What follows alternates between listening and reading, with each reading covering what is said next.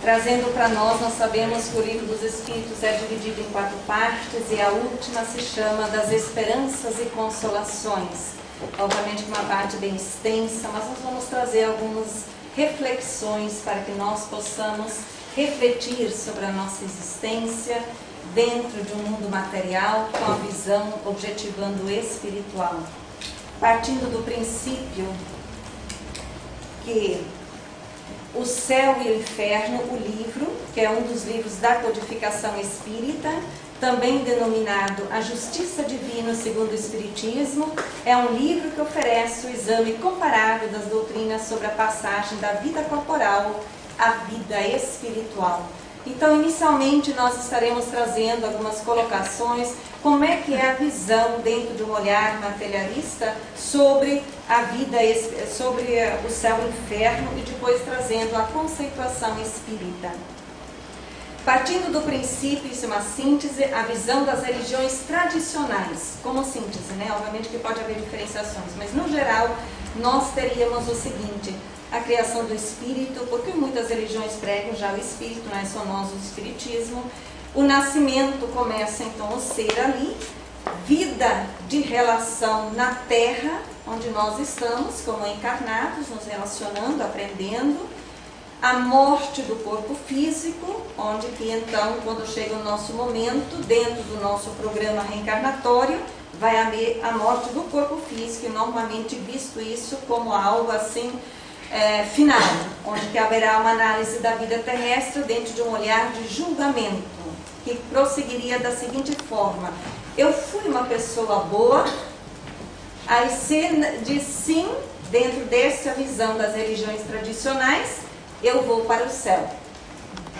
Se eu não fui uma pessoa boa, ó, o julgamento onde nós começamos antes aqui, né? A visão. Se eu não fui, se eu for um pouquinho ruim, ainda tem essa fase, ainda a gente está em forma de se libertar ali, né? Se eu fui um pouco ruim apenas, então eu vou para o purgatório. Se eu fui muito ruim, eu acabo, sabe aonde? No inferno. Essa visão que nós trazemos ali, nós mesmos cultuamos por muitas encarnações, provavelmente, antes de chegar na escola espírita, né? E é importante que nós, que estamos vindo do próprio catolicismo, será que não trazemos no nosso inconsciente esses referenciais às vezes? Talvez muito mais presente do que imaginamos. Temos medo da morte? Temos medo onde vamos parar? Quais os registros do inconsciente nosso das escolas da aprendizagem anterior?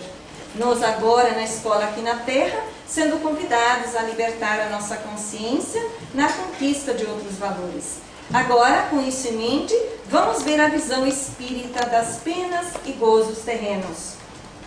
Começando a esperar um pouco sobre felicidade e infelicidade relativas, porque obviamente que dentro da visão espírita a morte por si só não é o término de um processo, mas é vida e vida em abundância. A morte é meramente a nível fisiológico, mas é a libertação do espírito avançando no mundo espiritual.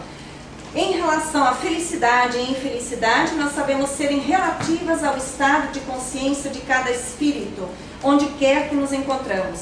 Na questão 920 de O Livro dos Espíritos, Kardec perguntou aos benfeitores da humanidade: pode o homem gozar de completa felicidade na Terra? Essa pergunta nos interessa bastante, não é verdade, nós encarnados? Vejamos, a resposta foi não. Por isso que a vida lhe foi dada como prova ou expiação. Dele, porém, depende a suavização de seus males e o ser tão feliz quanto possível na Terra. A felicidade relativa, ela é possível para todos nós.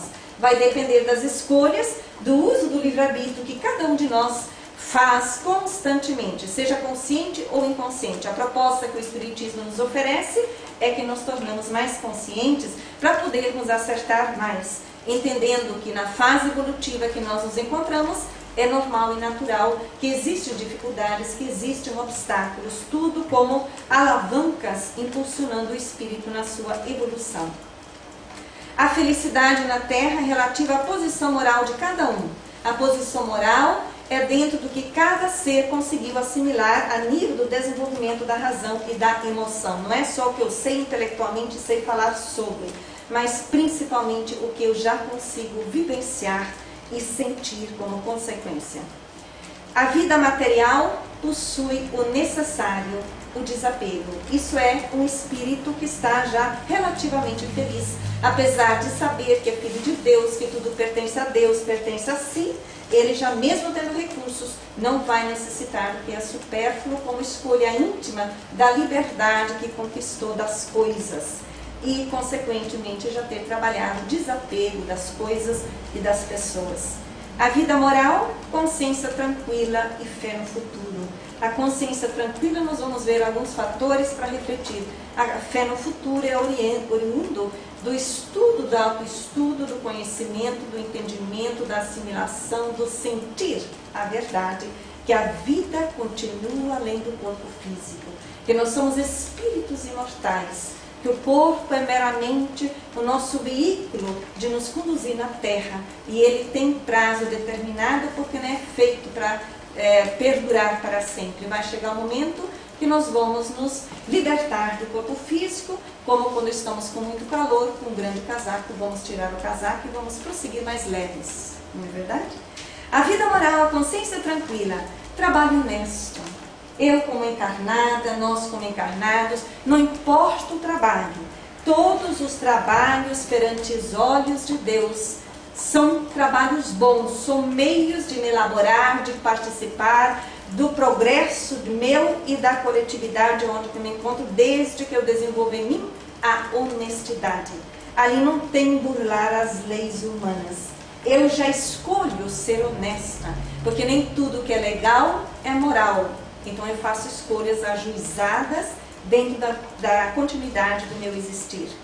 Vivência do bem desinteressadamente. Eu já escolho fazer o bem, não porque o Espiritismo diz algo, fulano diz algo, porque é o Espírito que trago as leis de Deus na consciência e cada vez mais em contato com elas, já faço as escolhas melhores para mim. A felicidade também é oriundo do exercício, do desenvolvimento, da bondade, da gentileza, da doçura, da mansidão e tantas virtudes que o Evangelho, segundo o Espiritismo, vem nos apresentar com tanta propriedade. Nós vamos estar nos escolhendo diariamente ao avanço do desenvolvimento dessas virtudes, uma vez que não é possível transgredir a nossa natureza, mas é possível transcender as nossas limitações pouco a pouco, desde que fazemos isso com participação ativa. O silêncio ativo. Silêncio para o exterior, silêncio ativo porque interiormente eu estarei trabalhando ativamente.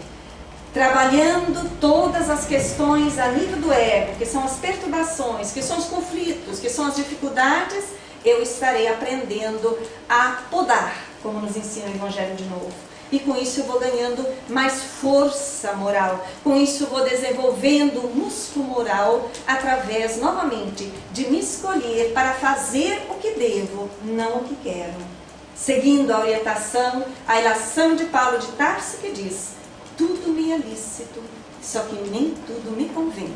Então já não é porque eu posso e quero, mas eu escolho o que eu devo.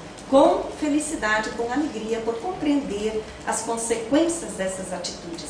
A prática da caridade. Obviamente que em síntese a caridade, segundo as próprias palavras de Jesus, nos ensina novamente, é muito ampla, não é somente a doação de bens, mas é a benevolência para com todos, a indulgência para com as imperfeições alheias e o perdão das ofensas. Aí nós já estaremos nos desenvolvendo nesse quadro moral espiritual, nos desarmando. A compreensão das leis de Deus e sua aplicabilidade diária. Eu me escolho, nós nos escolhemos, como já mencionamos anteriormente, de aplicar as leis de Deus na nossa vida, não por imposição externa, por imposição interna, de consciência que está desperta. E a infelicidade, então? Relativa à posição moral de cada um de novo. Mas, obviamente, se nós refletirmos sobre o anterior, que também depende da felicidade do quadro moral de cada um, a infelicidade é a moral inferior, a outra é a moral superior. A vida material, então, somos seres muito apegados aos valores ainda da terra, transitórios, ao ter, às coisas, apegados às pessoas, com mecanismos possessivos, com mecanismos cobradores, achamos que somos donos de fulano, de ciclano, né? Mas nós aprendemos que nas relações ninguém é de ninguém.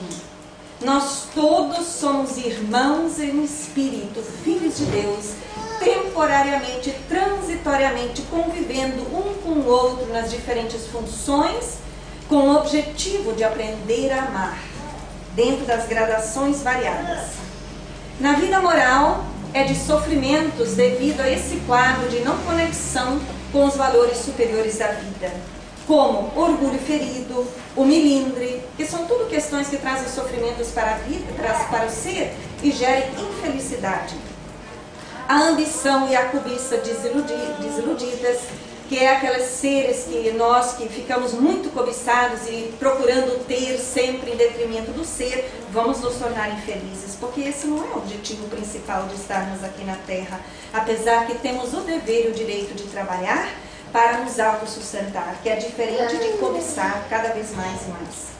A inveja e o ciúme e maledicência também fazem parte dos seres infelizes, ou o mau humor, são aspectos, são características, né? Domínio, todas essas questões geram infelicidade e todas as paixões, como nós já vimos.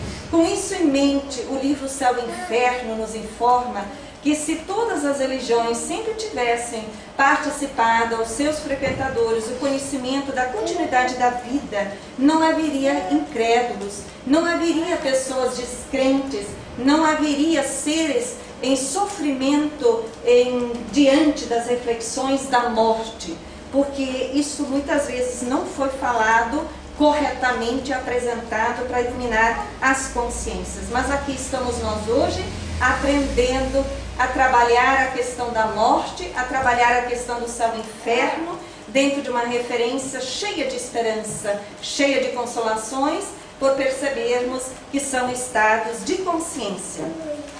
Mesmo porque céu e inferno, nós não precisamos esperar morrer biologicamente ou desencarnar espiritualmente para nos direcionarmos no céu ou no inferno. Nós já estamos no céu e inferno mesmo quando encarnados, partindo do princípio que é exatamente como nós pensamos e sentimos. Se nossos pensamentos, se nossos sentimentos, se nossas atitudes estão cada vez mais condizentes com as leis de Deus, nós já estamos no céu relativo a nível da consciência, tal qual despertaremos quando for o momento de partir da Terra. Ou se ficamos na negatividade, tudo nas viciações possíveis, então nós já também estaremos no inferno aqui mesmo, né? O homem, apegando-se ao exterior, não vê a vida senão no corpo, ao passo que a vida real está na alma. Novamente, já foi estudado no Livro dos Espíritos que o céu e o inferno vem nos novamente trazer essas reflexões profundas, que uma análise mais completa ou complexa nos remete que nós não somos o corpo, nós somos espíritos que temos o nosso perispírito, que estamos nos expressando no corpo físico, mas não somos o corpo físico. Hábitos, preconceitos sobre a morte concorrem para lamentar a vida terrestre. Cerimônias lúgubres, lamentações dos sobreviventes, destruição do corpo. O céu e o inferno informam muito isso quando do desencarne de alguém, quando não do entendimento da continuidade da vida, muito esses sistemas contribuem ainda de uma forma negativa para as pessoas, para o ser que acabou de desencarnar, para os outros que estão ao redor, familiares, amigos, e, na verdade, não está refletindo o que é a morte dentro da visão espiritual, que é um processo de continuidade da vida, ou vida em abundância, entendendo que são seres imortais. E vivemos por muitas experiências no corpo físico, sem ser o corpo. Nenhum simboliza a alma se livrando radiosa de seus laços terrestres e fazendo nascer a esperança. Mas o Espiritismo nos traz esta realidade. Independente do estado consciencial, todos nós, filhos de Deus que somos, quando de retorno à pátria espiritual, da onde que nós viemos, nós estaremos libertando a nossa consciência, desde que nós escolhemos, sempre conscientes do amparo espiritual que é oferecido a todos nós, independente do estado que nós iremos desencarnar ou que o nosso ente querido irá desencarnar. Dentro desta compreensão holística espiritual, nós sabemos que Deus, que é o Criador de todos nós, não desampara nenhum de seus filhos, e isso nos traz uma leveza de coração, uma esperança de um porvir melhor. E certamente que a vida continua. Agora vamos ver a visão espírita das penas e gozos futuros. Nós começamos a estudar que a evolução do princípio inteligente, eu acho que não está aparecendo, que é bem pequenininho, bem branco, mas está escrito a evolução do princípio inteligente. É onde nós iniciamos nossa evolução espiritual, criados simples e ignorantes por Deus, como princípio inteligente e não espíritos lá no início, onde nós começamos o nosso desenvolvimento, o nosso amadurecimento através dos diferentes reinos da natureza, começando pelo reino mineral, onde fomos nos desenvolvendo por séculos provavelmente, porque essas fases levam muito tempo.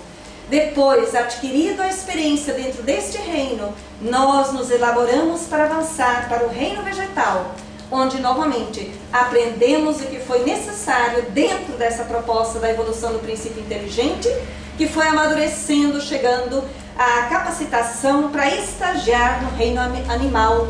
Depois, prosseguindo de um longo período também, avançou, preparando-se para o processo da entrada do reino hominal como espírito. Então nós já viemos de longas eras, de longas datas, com longas memórias, com longos registros a nível do nosso inconsciente, oriundo dessas fases que nós estagiamos.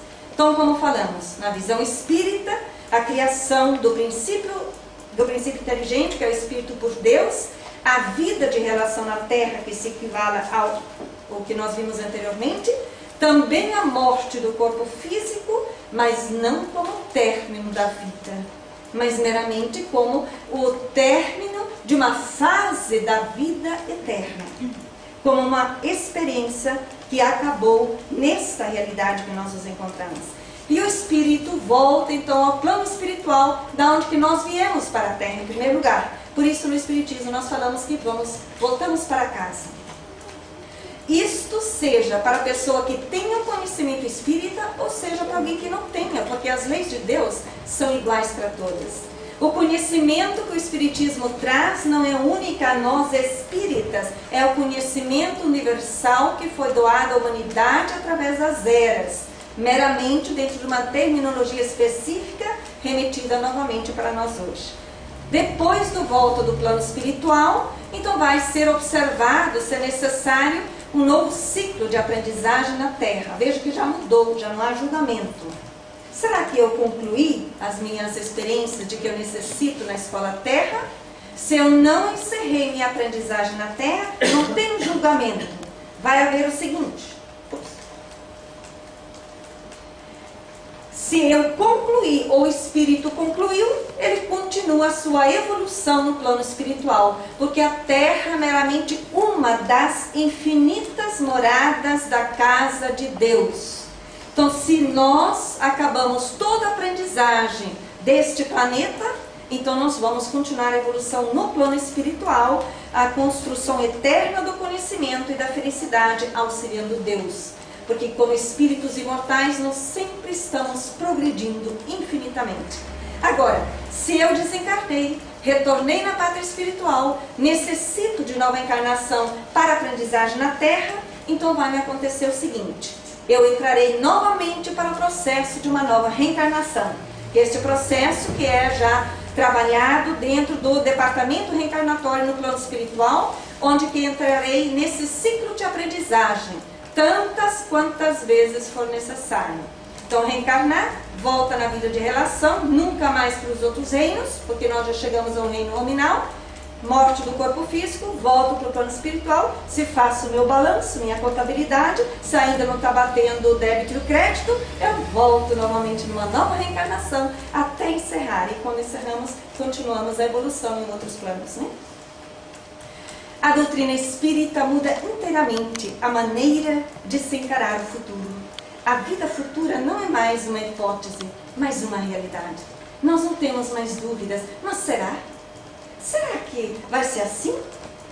Quanto mais nós estudarmos, quanto mais nós nos autoestudarmos, quanto mais nós nos autoevangelizarmos, mais nós vamos sentir as leis de Deus.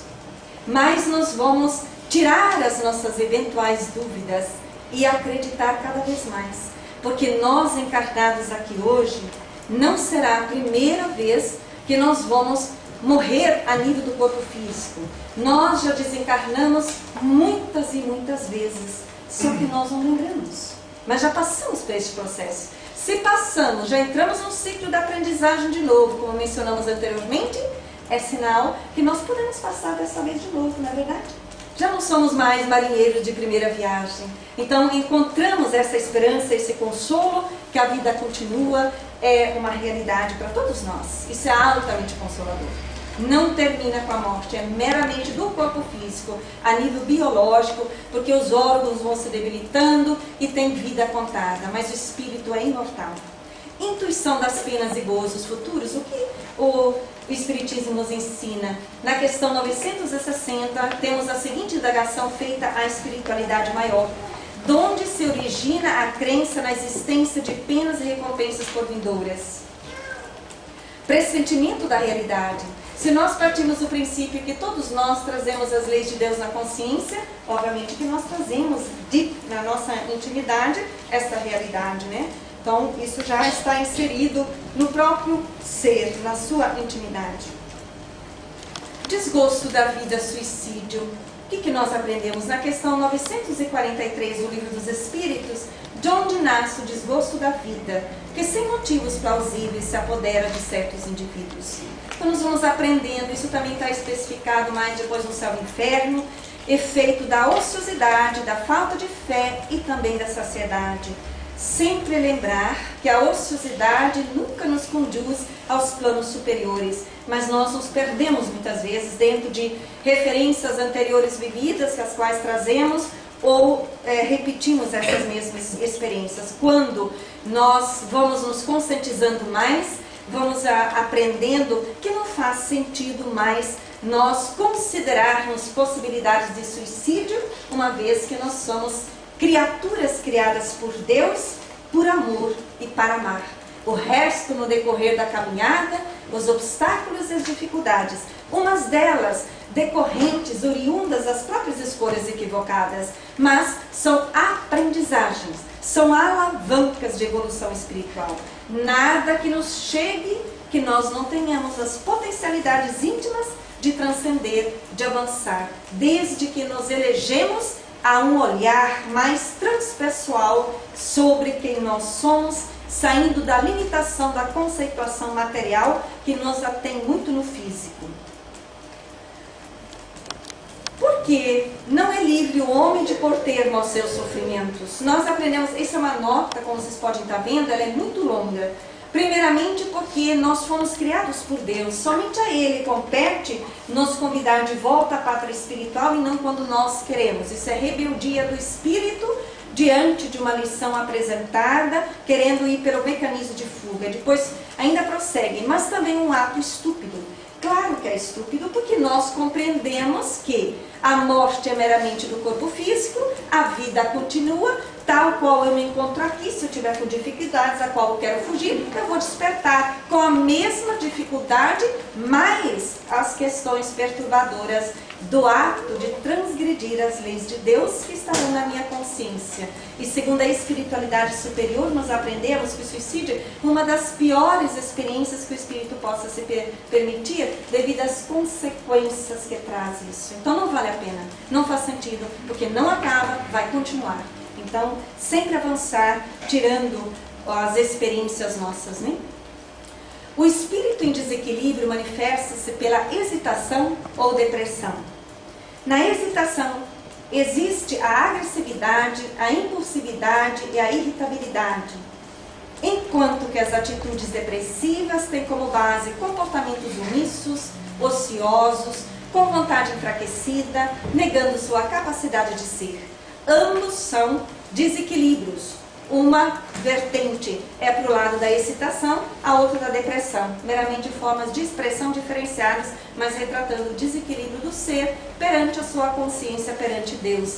Todas essas questões apresentadas são possíveis de serem mudadas, desde que nós nos escolhemos a nos entender, a nos transcender. Sempre temos metodologias aqui na Terra variadas para nos facilitar o autoentendimento e a autotranscendência. Penas temporais. Como o espírito está isento de dores físicas, no desencarne que nós estamos falando, né? Porém, tais sejam as faltas que tenha cometido, pode estar sujeito a dores morais mais agudas e pode vir a ser ainda mais desgraçado em nova existência. Nós que estamos nos escolhendo diariamente a construção de uma felicidade maior, seja nesta existência, seja em outras, nós vamos aprendendo que o céu e o inferno nos apresenta.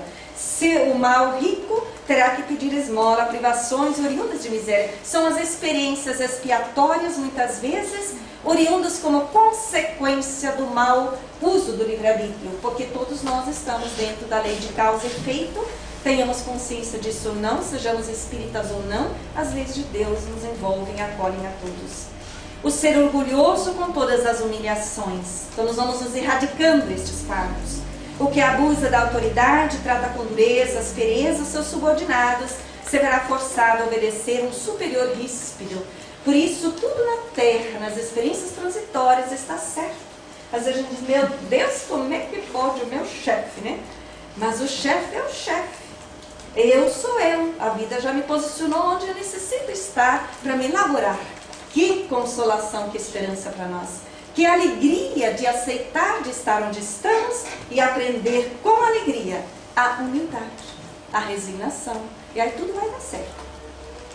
Penas e futuras. Há tendências viciosas que são evidentemente inerentes ao espírito porque dizem respeito mais ao moral do que ao físico. Nós sabemos na visão espírita que não adianta mais me excusar que é o meu corpo. Porque o próprio céu e o inferno, nós vamos adiante, diz assim: excusar-se de suas faltas em razão da fraqueza da carne não é, pois, senão um subterfúgio para escapar da responsabilidade. A carne não é fraca, senão porque o espírito é fraco. A gente fica assim, né, desconfortável. Mas, por outro lado, se já temos a maturidade de olhar com o olhar de espírito desperto, humilde, de reconhecer a nossa limitação, nós vamos entendendo que nossos condicionamentos a nível do biológico, a exceção do psicológico, que necessita ser mudado dentro de um olhar novo sobre nós, dentro de uma postura nova sobre nós mesmos, onde que o psicológico domina o fisiológico, e assim vamos nos vencendo e fortificando, né? Nós vamos agora, um pouquinho rápido no final, somente lembrar o seguinte: como término, como síntese, o Espiritismo abranda a amargura dos desgostos da vida, acalma os desesperos e as agitações da alma, dissipa as incertezas ou os terrores do futuro, detém o pensamento de abreviar a vida por suicídio, por isso mesmo, torna felizes aqueles que nele penetram.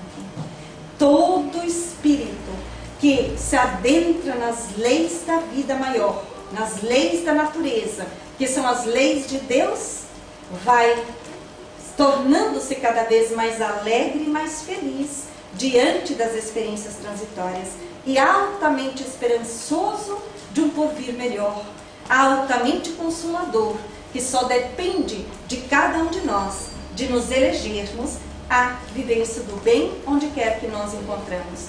Que possamos refletir sobre o céu e o inferno como condições, como níveis de consciência que são oriundas das escolhas de cada ser em todos os segundos, e que a felicidade ou o céu é oriundo da escolha da vivência das leis de Deus e da sua obediência, e que o inferno é o contrário, onde nós escolhemos, seja consciente ou inconsciente, não seguir as leis de Deus, ir contrária a elas temporariamente, porque todo espírito, dentro de uma questão de tempo, vai procurar o caminho reto, o caminho libertador, o caminho que nos traz alegria da compreensão que vivemos eternamente. Que a paz de Jesus possa estar com todos nós. Muito obrigada.